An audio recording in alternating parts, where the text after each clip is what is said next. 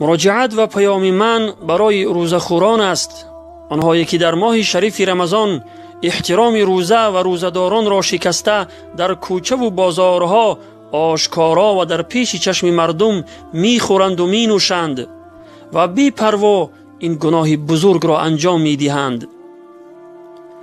برادر و خواهر عزیز، بشنو از من پیام خدا و آفریدگارت را که درباره روزه ماه رمضان به تو چی میفرماید. الله متعال در کلام پاکش برای ما و شما میفرماید: استعیذ بالله یا ایها الذین آمنوا کتب علیکم الصیام کما کتب علی الذین من قبلکم لعلکم تتقون. یعنی ای کسانی که ایمان آورده اید، روزه بر شما فرض شده است همان گونه که بر کسانی که پیش از شما بودند فرض شده بود تا پرهیزگار شوید. سوره بقره آیت 183. روزه ماه شریف رمضان سومین رکن اسلام و فرض عین است بر هر یک فرد مسلمانی عاقل و بالغ. پس اگر شخص روزه ندارد، از دو حالت خالی نیست. یکی از جهت جهد و انکار روزه ندارد، یعنی فرض بودن روزه را قبول نداشته باشد و گرفتن روزه را ضروری نداند، و دیگر از جهت تنبلی و سستی روزه ندارد. در صورت اول، یعنی اگر از جهت جهد و انکار روزه ندارد و فرض بودن روزه را قبول نداشته باشد، چون این شخص به اتفاق تمام فقها و مجتهدین اهل سنت کافر و از دایره اسلام خارج است، اگرچه نماز بخواند و دیگر اعمال اسلامی را انجام دهد.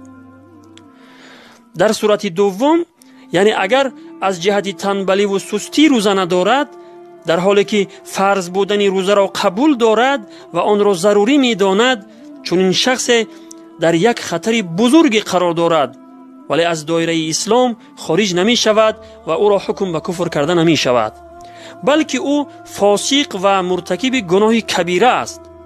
بر او لازم است که از این گناه بزرگ که ترک روزه ماه شریف رمضان و شکستن سومین رکن اسلام است، توبه نصوح کرده به سوی خداوند بازگردد. این گونه مردم چنانند که اگر به یکی از آنها گفته شود که چرا روزه نمی‌داری، میگویند که تو به من چه کار داری؟ خودت را دان، گوری من جدا و گوری تو جدا.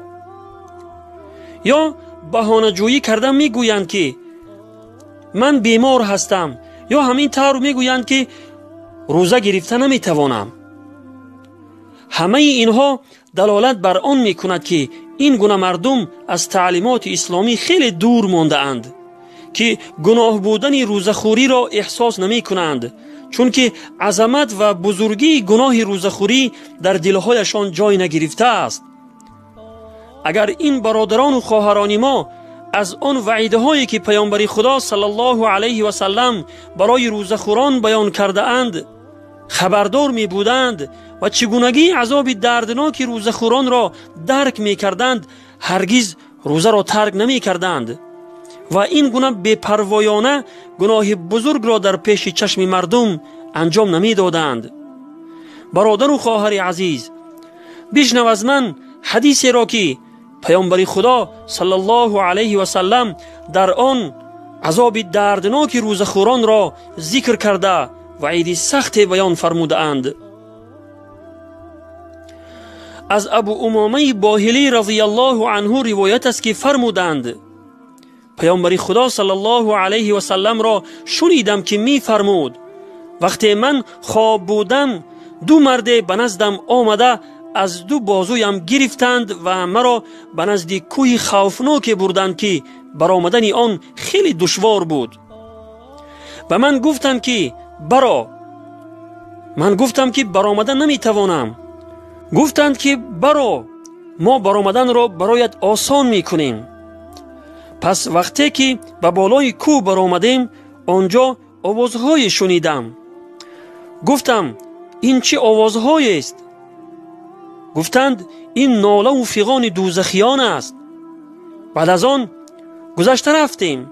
آنگاه مردمی را دیدیم که از رگ غفصی بالای پاشنه پایه هایشان آویزان و هر دو طرف دهانهایشان دریده و خون می چکید. پس گفتم که اینها کیستند؟ گفتند اینها مردمی هستند که پیش از فرارسیدن وقت افطار می کردند. بر روایت ابن حبان و ابن خزیمه. برادران و خواهران عزیز، این است عذاب شخصانی که روزه داشتند ولی پیش از فرارسیدن وقت افطار قصداً افطار کرده روزهشان را فاسد کرده اند. پس چگونه است حال کسانی که اصلا روزه نمی دارند و این گناه بزرگ را در پیش چشم مردم انجام می دهند؟ پناه به خداوند از این گونه عذاب و عقوبت دردناک. برادر و خواهر عزیز، وقتی در روزهای رمضان روزه ماه شریف رمضان را در پیش چشم مردم بی پروایانه میخوری و پروای آخرت نداری، بترس از غضب و عذاب پروردگارت. پیش از آن که غضب و عذاب پروردگار دامنگیرت شود و پیش از آن که مرگ به سراغت بیاید و تمام خوشی های زندگیت را برهم زند، به سوی خداوند بازگرد و توبه کن، چون که در این دنیا عمل هست ولی جزا و حساب نیست، اما در آخرت جزا و حساب است ولی عمل نیست. بدان و آگاه باش که شخصی اگر توبه کرده به سوی خداوند بازگردد، خداوند مهربان توبه اش را میپذیرد، و شخصی که یک وجب به سوی خداوند قریب می شود، خداوند مهربان به سوی او یک ذراع نزدیک می شود و خداوند بی نهایت مهربان است و دروازه توبه اش همیشه باز است.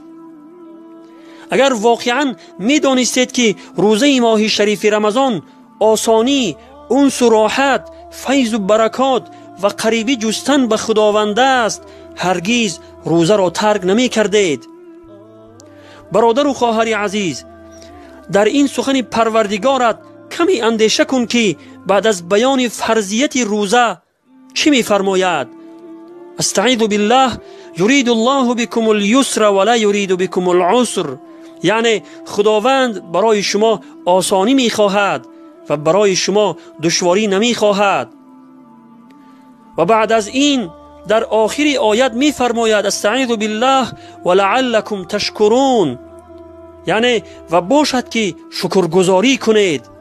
پس این روزه ماه شریف رمضان واقعا یک نعمتی هست که مستحق شکر است و از همین جهت بود که بعضی اهل سلف صالحین آرزو می کردند که تمام سال روزه باشد.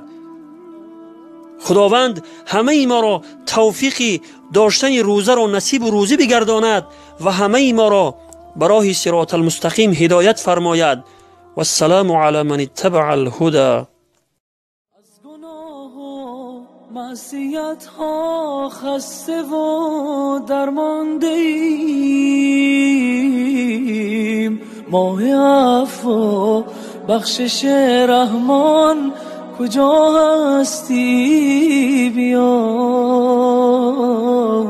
ما همه مشتاق هر لحظه ز شبهای توییم. ای فضیلت های بی پایان کجا هستی؟